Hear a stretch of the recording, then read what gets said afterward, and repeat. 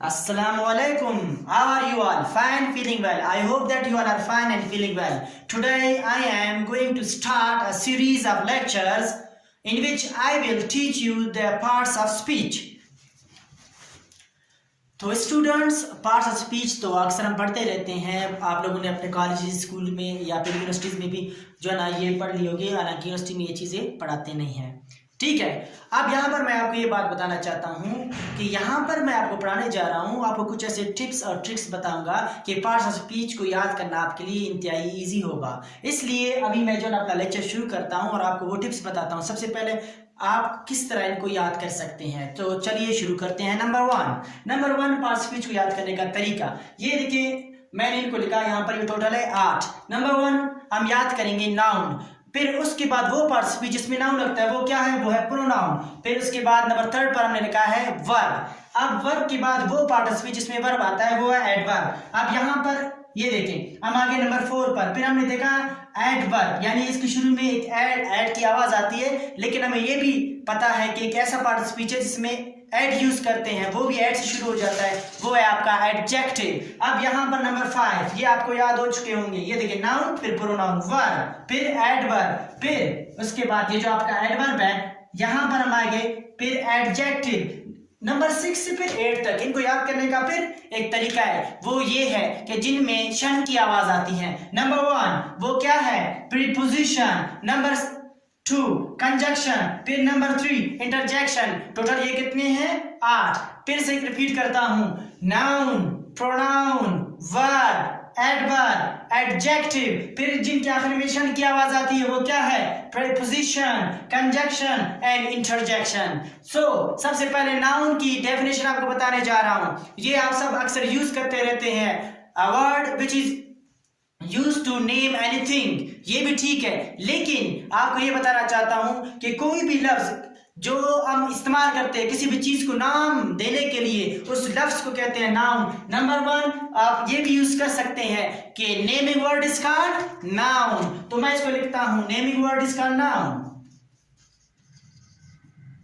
Naming word is called noun, ये देखें। फिर इसके बाद यहां पर कुछ एग्जांपल्स, हमारे इर्द नाउन ही नाउन है। अब मेरे सामने जो मोबाइल है, ये भी मोबाइल, जो नाम मोबाइल है वो नाउन है, मार्कर नाउन है, डस्टर नाउन है, व्हाइट बोर्ड नाउन है, ये जो यहाँ पर वॉल नाउन है, बल्ब नाउन है, विंडो नाउन है, वेंटिलेटर नाउन है। उसके बाद आपके सामने जो डोर है वो नाउन है, अगर आपके सामने नहीं हो तो मेरे सामने है। चलो हम आगे चलते हैं। अक्सर मैं जब ये कहता हूँ आगे चलते हैं, जो मेरे स्टूडेंट्स आप लोग मुझे कहते हो सर जी आगे तो व्हाइट बोर्ड है, या कहते हो सर जी आगे दीवार है या आगे चेयर है। चलो अब आगे चलते हैं प्रोनाउन की तरफ। मैं प्रोनाउन शुरू करता हूँ।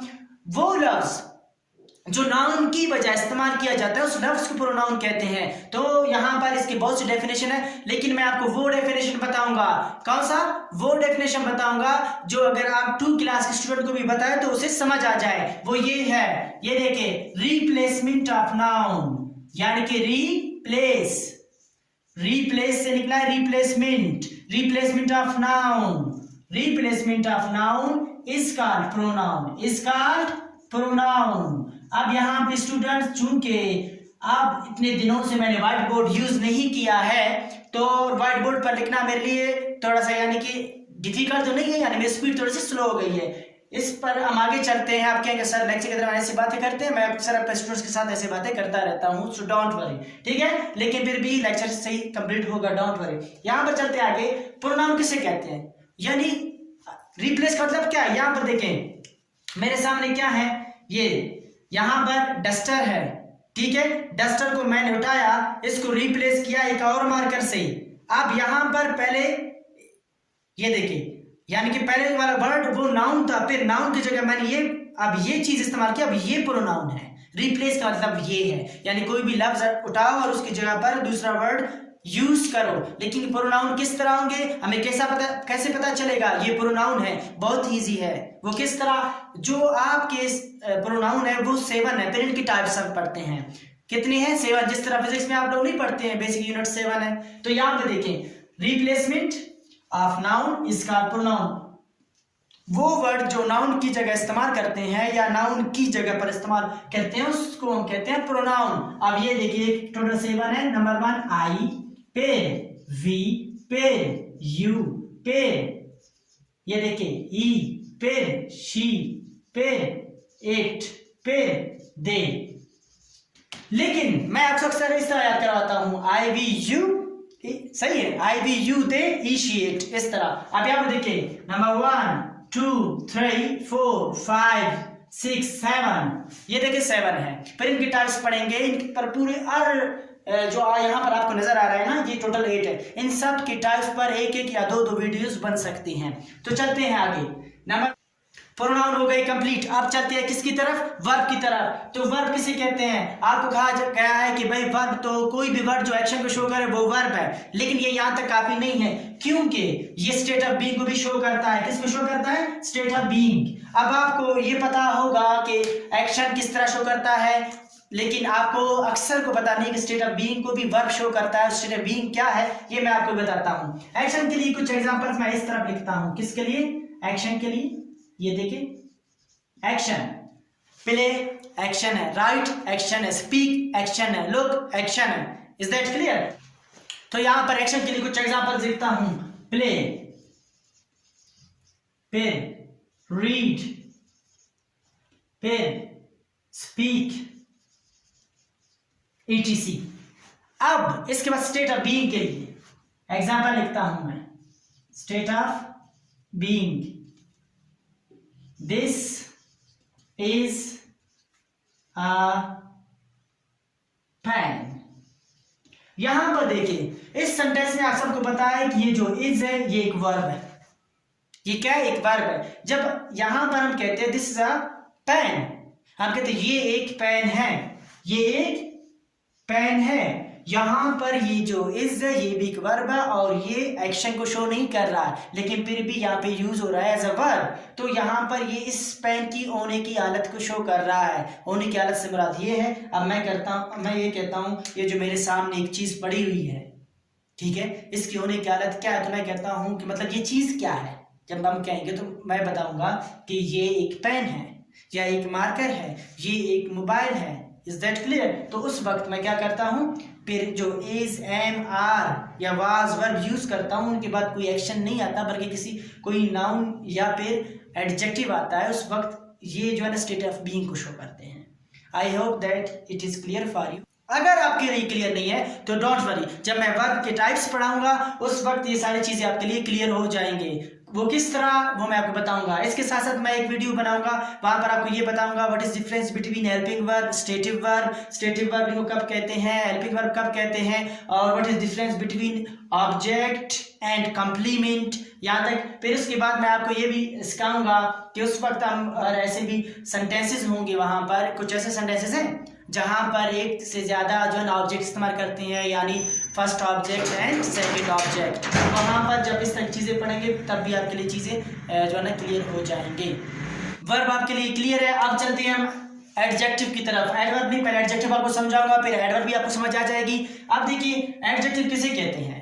एडजेक्टिव अक्सर आपको ये कहा गया है कि a word which shows quality. बस आप लोग यहाँ तक रुके रहते हैं और जब कभी भी आपके सामने कोई एडजेक्टिव आ जाता है तो आप उसे आइडेंटिफाई करने में नाकाम हो जाते हैं। लेकिन मैं आपको एक ऐसी जो है ना डेफिनेशन बताने जा रहा हूं, अगर आप उस डेफिनेशन को पढ़ेंगे उसके बाद मैं दो वर्ड आपके सामने लिखूंगा तो आप मुझे कंफर्म बताएंगे कि इनमें से एडजेक्टिव कौन सा है। चलो मैं आपको भी बताता हूँ। चलिए शुरू करते हैं। वो ये है एडजेक्टिव।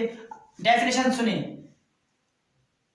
A word, एक ऐसा word, a word which shows quality, quantity, number, age, shape, origin is called adjective। अब देखना एक ऐसा लफ्ज वो किन चीजों को शो करे, जो quality, quantity, number, age, shape, size, origin, nationality. तो एक ऐसा वर्ड जो इनमें से किसी भी चीज को शो करेगा वही एडजेक्टिव होगा। डेफिनेशन लिखता हूं फिर एग्जांपल हम पढ़ते हैं। A word which shows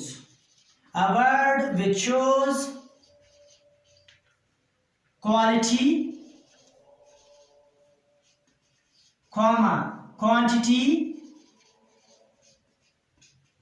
quantity, number, age, shape, colour, size and nationality. Origin में बेशुमार है। नेशनलिटी is known as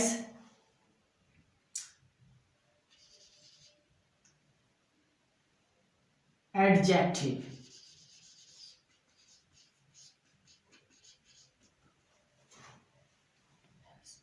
अब मैं यहां पे लिखने वाला हूं एग्जांपल्स, आप देखेंगे आपको खुद ब खुद समझ आ जाएगी इनमें एडजेक्टिव क्या है। मैंने आपको ये कहा था कि एक ऐसा लफ्ज जो पता है क्या शो करे।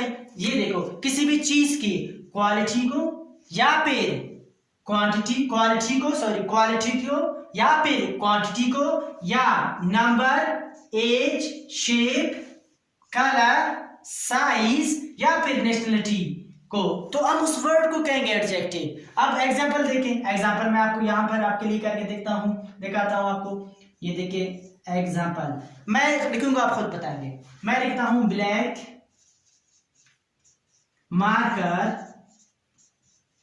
यहां पर दो वर्ड है, इनमें से एक एडजेक्टिव है, वो खुद आप आइडेंटिफाई कर लें। नंबर 1, फिर मैं आखिर में बता दूंगा कि आपने सही आइडेंटिफाई किया था या फिर गलत। नंबर 1। नंबर 2 है आपका ओल्ड मैन। फिर इसके बाद है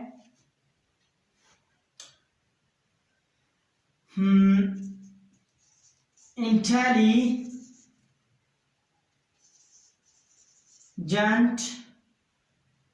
गर्ल। फिर इसके बाद है 5 स्टूडेंट्स। फिर इसके बाद है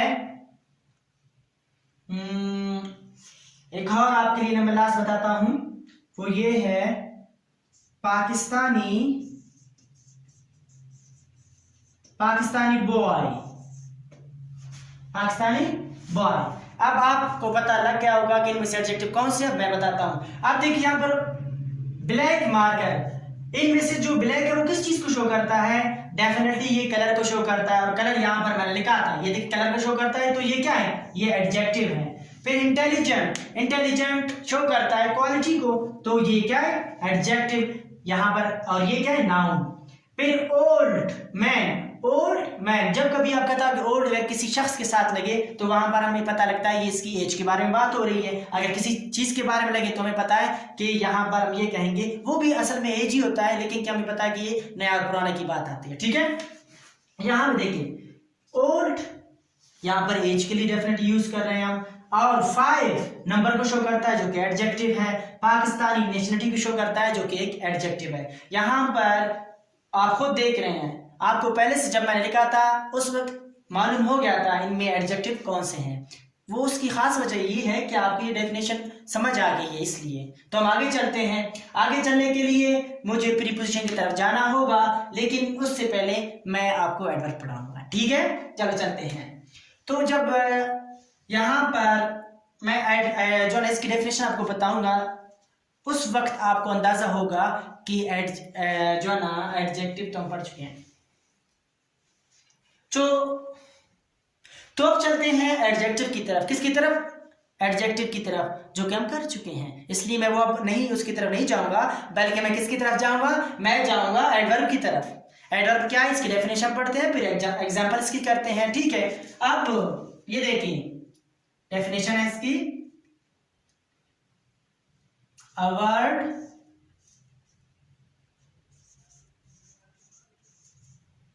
word which modifies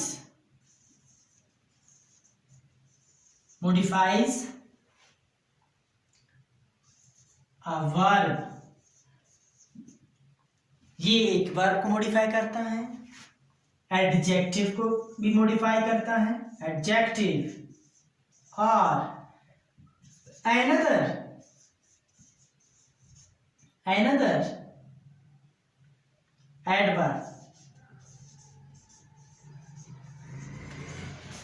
ठीक है। अब इसके एग्जांपल्स करने के लिए मुझे बोर्ड को साफ करना पड़ेगा, क्योंकि अब यहाँ पे स्टूडेंट्स नहीं कि वो कर ले, अब मैं खुद करूँगा। तो देखें, ये मैंने अभी मिटाया क्योंकि हम ये पढ़ चुके थे, ठीक हो गया कि नहीं, इसलिए यहाँ पर ये मैंने मिटा लिया है। लेकिन फिर भी यहाँ पर मैं एडजेक्टिव लिखना चाहता हूँ क्योंकि ये ठीक है। ठीक है, एग्जांपल्स किसकी करेंगे आप? अब हम इसको प्रूफ करके मैं आपको बताऊंगा कि किस तरह एक एडवर्ब हमें वर्ब के बारे में इंफॉर्मेशन दे सकता है और एडजेक्टिव के बारे में भी इंफॉर्मेशन दे सकता है, या फिर किसी और एडवर्ब के बारे में। एक एडवर्ब हो तो भी किसी और एडवर्ब के बारे में इंफॉर्मेशन देता है। वो करने के लिए से पहले मैं आपको ये बताना चाहता हूँ कि एडवर्ब ऑफ डिग्री एक टाइप है एडवर्ब का, वो ये है। यहाँ पर एग्जाम्पल, एडवर्ब ऑफ डिग्री वो क्या है? वेरी। वेरी एक एडवर्ब है, ठीक हो गया कि नहीं? इनफ, क्वाइट, ये सारे एडवर्ब हैं। तो हम उधर चलते हैं, फिर से इस डेफिनेशन को प्रूफ करता हूँ आपके लिए। सबसे नंबर 1 मैं आपके लिए वर्ब के लिए इसको प्रूफ करता हूँ कि किस तरह एक एडवर्ब वर्ब को किस तरह मॉडिफाई करता है। मॉडिफाई का मतलब इंफॉर्मेशन किस तरह इसके लिए देता है। ठीक है, तो देखेंगे यहां पर नंबर 1 एग्जांपल है आपके लिए, वो ये है, he plays slowly। यहां पर मैं ये नहीं पूछ रहा हूं, ये उस क्वेश्चन का आंसर करता है कि वो किस तरह खेलता है, यानी कि उसके मेथड के बारे में बात हो रही है। तो जो वर्ड जो मेथड का आंसर दे तो याद रखना उस वक्त उस लफ्ज को हम एडवर्ब कहेंगे। यहां पर वही वर्ड हमें इस एक्शन के बारे में इंफॉर्मेशन दे रहा है। वो हमसे ये नहीं पूछ रहा है कि ये कौन है, क्या करता है, ठीक है, ये कौन है, बल्कि हमसे ये पूछ रहा है, वो उसके एक्शन के बारे में हमसे पूछा जा रहा है कि वो किस तरह खेलता है। तो हम कहते हैं हाउ डज ही प्ले, तो इसका आंसर होगा ही प्लेज स्लोली। अब ये जो स्लोली है ये एक एडवर्ब है। ये क्या है? एक एडवर्ब है जो हमें इंफॉर्मेशन दे रहा है इस वर्ब के बारे में। हमें पता है कि प्ले क्या है? एक वर्ब है। डन हो गया कि नहीं? तो नंबर 1 क्लियर हो गया, ये वर्ब वाला। देखिए हमने यहाँ तक देखा कि किस तरह एक एडवर्ब हमें वर्ब के बारे में इंफॉर्मेशन देता है। अब यहाँ पर हम जो है ना इस डेफिनेशन को प्रूव करेंगे, क्योंकि हमने ये लिखा था कि एक एडजेक्टिव के बारे में भी हमें इंफॉर्मेशन देता है। तो किस तरह हमें देता है ये जो है इंफॉर्मेशन, ये मैं आपको प्रूफ करके बताऊंगा, प्रूफ करूंगा और आप देखेंगे। लेकिन स्टेप बाय स्टेप ये देखिए, मैं 3 सेंटेंस लिखूंगा, जो हमारा लास्ट सेंटेंस होगा वहां पर फुल प्रूफ हो जाएगा। नंबर 1 सिंपल सेंटेंस, मतलब इस तरह बताऊंगा। इस सेंटेंस में अगर मैं ये कहूँ is a boy, he is a boy, तो यहाँ पर ना कोई एडजेक्टिव है ना कोई एडवर्ब है। अगर मैं यहाँ पर कहूँ नंबर 2 में he is a good boy, अब आपको पता है कि इसमें एक एडजेक्टिव है और गुड एडजेक्टिव है जो कि हमें बॉय के बारे में इंफॉर्मेशन दे रहा है। हमें पता था जो भी लफ्ज जो हमें किसी नाउन या प्रोनाउन के बारे में इंफॉर्मेशन देगा वो लफ्ज क्या होगा? एडजेक्टिव होगा। और वैसे भी ये क्वालिटी को शो कर रहा है, तो यहाँ से हमें पता चला कि ये क्या है? एडजेक्टिव है। अब यहाँ पर कोई एडवर्ब नहीं है। अब नंबर 3 में देखना, यहाँ पर प्रूव हो जाएगा नंबर 3 सेंटेंस में कि किस तरह एक एडवर्ब हमें एक एडजेक्टिव के बारे में इंफॉर्मेशन दे सकता है। He is a very good।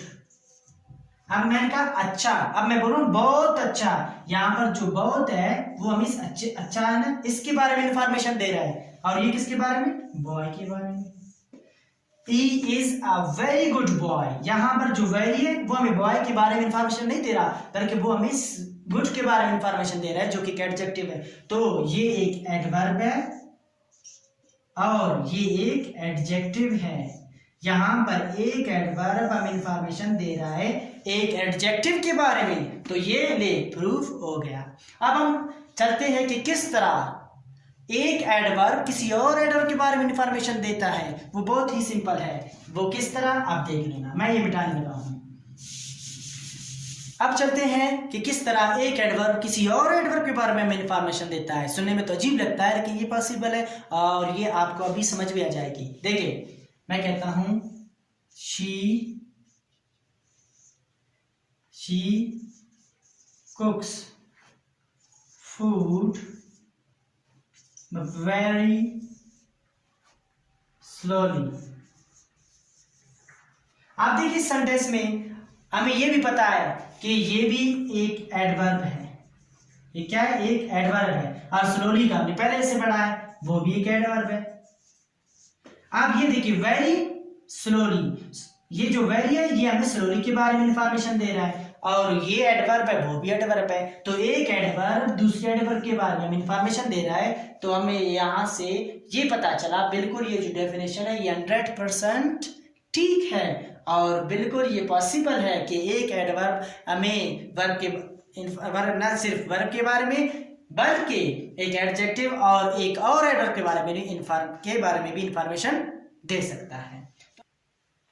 तो चलते हैं अब चलते हैं प्रीपोजिशन की तरफ। प्रीपोजिशन क्या करता है, इसका क्या काम है, हमें कैसे पता चलेगा कौन सा वर्ड यहाँ पे एज अ प्रीपोजिशन यूज हुआ है। तो इसकी डेफिनेशन देखेंगे तो आपको पता लग जाएगा कि ये बिल्कुल इजी है, और अब मैं वहां पे कुछ वर्ड्स लिखूंगा तो आपको समझ आ जाएगी इनमें से प्रीपोजिशन कौन से है। देखिए यहाँ पर नंबर, इसकी डेफिनेशन मैं आपको लिखवाता हूं। अ वर्ड विच शोज, जो जाहिर करता है, which shows position,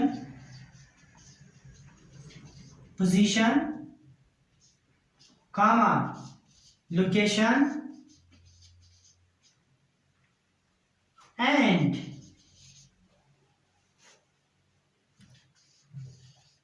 relation between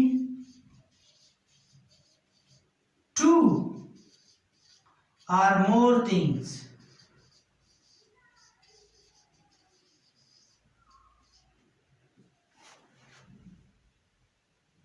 is called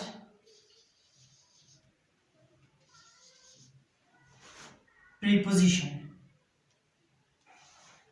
Is called preposition। इस सेंटेंस का मतलब ये है, इस डेफिनेशन का मतलब ये है कि एक ऐसा वर्ड जो न शो करे, जो जाहिर करे किसी भी दो या दो से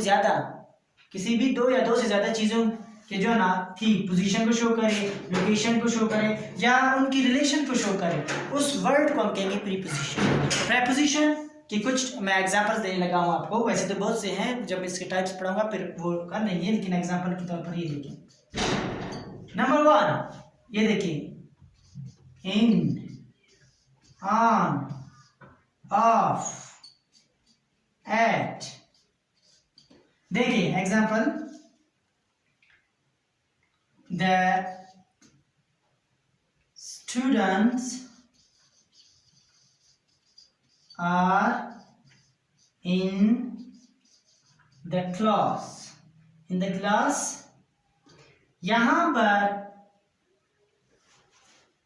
आप सबको पता है इन क्या है, प्रीपोजिशन है, और ये उनकी पोजीशन के बारे में शो कर रहा है कि स्टूडेंट्स कहां पर है। नंबर 2 क्या है, लोकेशन के लिए मैं बताता हूं।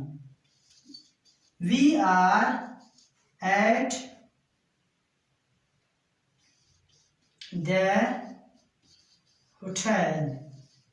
अब यहां पर सिर्फ किसकी बात हो रही है, हमारी लोकेशन की बात हो रही है। आप उन्हें ये बताने कि हम होटल के कौन से रूम में है, कहां पर है, उसके दरवाजे पर है, उसके कौन सी जो है ना पोजीशन पर है। सिर्फ हम ये कह सकते हैं अपनी लोकेशन, जब भी लोकेशन की बात हो तो आप एट इस्तेमाल करेंगे। Is that clear? इसके बाद हम शो करते हैं ये किस तरह रिलेशन को शो करता है, दो चीजों के दरमियान रिलेशन को किस तरह शो करता है। ये देखिए,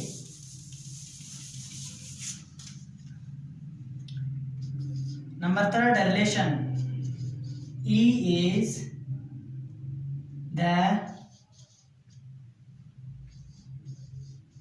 owner of that shop। ये देखिए यहां पर जो ऑफ है ये इस शख्स का इस दुकान के साथ रिलेशन को शो करता है। कौन सा वर्ड की ऑफ, यहां पर ये इस्तेमाल हो रहा है का के और की के लिए, यानी वो उस दुकान का मालिक है। नंबर 2, जिस तरह आप नहीं कहते हैं कि I am son of, I am daughter of, I am son of Ghulam Sarwar. ये देखिए यहाँ पर मैं अपना रिलेशन शो कर रहा हूँ अपने वालिद के साथ और मैं यूज कर रहा हूँ ऑफ। यहाँ पर जो ऑफ है वो क्या है, प्रेपोजिशन है। I hope so that you have understood preposition as well. So let us move to the conjunction. Conjunction क्या है? कंजक्शन एक पार्ट ऑफ स्पीच है जो कि हम यूज करते हैं दो वर्ड, दो फ्रेजेस, दो क्लासेस या दो सेंटेंस को मिलाने के लिए। तो यहाँ पर मैं इसकी जो ना सबसे सिंपल डेफिनेशन लिखवाऊंगा आपको, लेकिन उसके बाद जब हम सेंटेंस और जब मैं आपको सेंटेंसेस के टाइप्स पढ़ाऊंगा, simple sentence, compound sentence, complex sentence और कंपाउंड कॉम्प्लेक्स सेंटेंस, वहां पर आप देखेंगे इनकी अहमियत और वहां पर ये किस तरह इस्तेमाल होते रहते हैं। ठीक है, इसके टाइप्स भी जब मैं आपको इसकी टाइप्स पढ़ाऊंगा वहां पर भी आप देखेंगे कि किस तरह ये यूज होते हैं और इनकी क्या अहमियत है। देखिए कंजक्शन, इसकी डेफिनेशन है, मैं सिंपल डेफिनेशन लिखवाऊंगा ताकि आपको समझ आ जाए। ठीक, ये देखिए, इट इज अ वर्ड, एक लफ्ज है और इसका काम क्या है, उसकी और जब आप क्या करते हैं, जो जितने भी अल्फाज हैं उनके काम को देखो, वहां से पता लग जाएगा कि ये नाउन है, प्रोनाउन है, वर्ब है, एडवर्ब है, etc. It is a word which joins, यानी जोड़ता है, मिलाता है, ये पुल का काम करता है। स्टूडेंट्स याद है, मैं अक्सर बताता हूं, it is a word which joins two और two or more words,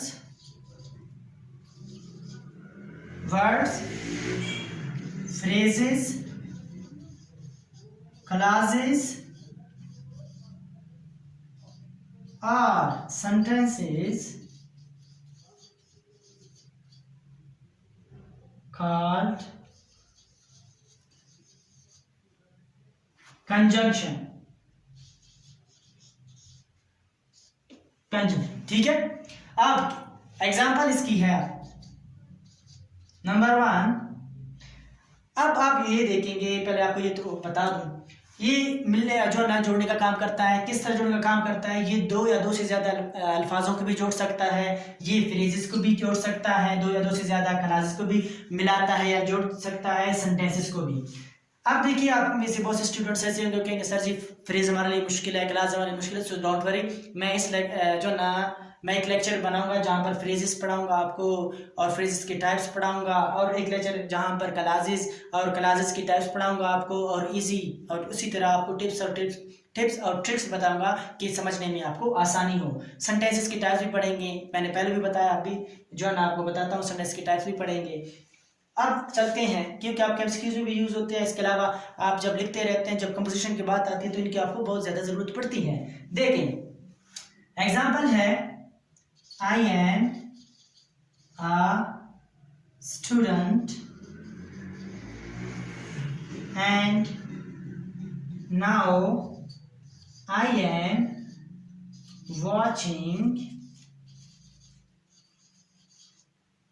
watching a lecture। ये देखें, इस यहां पर एक कंजक्शन है, वो क्या है, वो ये हैंड है। ठीक है, इसमें दो सेंटेंसेस को यहां पर वो ज्वाइन करवा रहा है। आई एम ए स्टूडेंट एक सेंटेंस है, I am watching a lecture ये दूसरा सेंटेंस है। इन दोनों को मिलाया किस वर्ड ने? एंड ने। और ये एंड क्या है? ये कंजक्शन है। ठीक है, ये एग्जाम्पल इसके लिए काफ़ी है। जब मैं इसकी टाइप्स पढ़ाऊंगा वहां पर मैं आपको बताऊंगा किस तरह हम याद करते हैं कंजक्शन की टाइप्स, यानी कि सबऑर्डिनेटिंग कंजक्शंस, कोऑर्डिनेटिंग कंजक्शंस, इनको सबऑर्डिनेटिव भी कहते हैं, कोऑर्डिनेटिव भी कहते हैं, और कोरिलेटिव कंजक्शंस। ठीक है, इनकी टाइप्स पढ़ेंगे। फैन वॉइस क्या है? ठीक है स्टूडेंट्स, याद है? आगे तो चलते हैं इंटरजेक्शन की तरफ। इंटरजेक्शन इतना मुश्किल नहीं है, ये आपका जो 1 ही मिनट का टॉपिक है, बहुत इजीली मैं आपको समझाऊंगा ये, और आपको समझ आ जाएगी। ये देखिए, इंटरजेक्शन एक ऐसा पार्ट ऑफ स्पीच है जो शो करता है आपकी सडन फीलिंग्स को, इमोशंस को। वो खुशी, गम या सरप्राइज के हो सकते हैं। तो लेट्स मूव, ये इसकी डेफिनेशन है, it is a part of speech which shows sudden feelings, comma emotions, sudden feelings, फिर मैं यहाँ पर कहता हूँ एंड इमोशंस, इमोशंस। एग्जाम्पल ये हैं, जिस तरह आप लोग नहीं कहते जब आपको चोट लगती है कहते आउच लाइक दिस, या फिर जब सर्दी कहते बहुत सर्दी है, या फिर आपको जब गुस्सा आता है तो कहते हैं, या कोई आपको बार बार तंग करते आप कहते हैं उफ ओ ये बंदा तो बस क्या करें इसको। ठीक है, ये जो आप मैं बता रहा हूँ ये सडन फीलिंग्स है। या फिर आप कहते हैं कोई चीज देखते यार देखो वाओ यार वो देखो, ठीक है, अब ये क्या ये सडन फीलिंग्स है। यहाँ पर आउच उफ और साथ में ये जो वाव वर्ड है ये क्या कहलाते हैं, ये कहलाते हैं आपके इंटरजेक्शंस। बिल्कुल सही आपने सोचा था। ये देखें एग्जांपल्स है उर्रा, इसके बाद ये साइन जरूर लगाते हैं जो साइन ऑफ एक्सक्लेमेशन कहलाता है, ये फीलिंग को शो करता है। और इसके साथ साथ अलास इंग्लिश में इस वक्त यूज़ करते हैं जब कोई जो है ना आपको देखे किसी की जो है ना हाँ मतलब कोई बहुत बड़ा नुकसान हुआ है, हो सकता है वो फोतगी भी हो, तो आप वो कहते हैं alas our mother is no more. ये देखिए वाव, और ये बहुत ज़्यादा है। ये ज़रूरी नहीं कि आप इंग्लिश में यूज़ करें, आप अक्सर यूज़ करते रहते हैं अपने डेली लाइफ में। आप सबको पता है कि आप यूज़ करते रहते हैं उर्दू लैंग्वेज में, जब आप बोलते हैं अपनी ज़ुबान में जब इस्तेमाल करते रहते हैं, ये सारे जो है ना वर्ड्स कहलाते हैं इंटरजेक्शन। तो इंटरजेक्शन इतना ईजी था। Is that clear? सो उम्मीद करता हूँ कि आप सबको आज का लेक्चर समझ आ गई है, और इसके बाद इंशाअल्लाह ताला इन सब के डिटेल्स पढ़ेंगे और इनकी टाइप्स पढ़ेंगे, और मैं आपको जो है ना पढ़ाता रहूँगा। और मज़ीद ऐसे वीडियोज़ अच्छी वीडियोस देखने के लिए मेरा चैनल सब्सक्राइब कर ले अगर आपने अभी तक नहीं किया है, और साथ में बेल आइकॉन भी दबाना अगर आप लोगों ने नहीं दबाया है, ताकि अपकमिंग वीडियोस का आपको पता चले।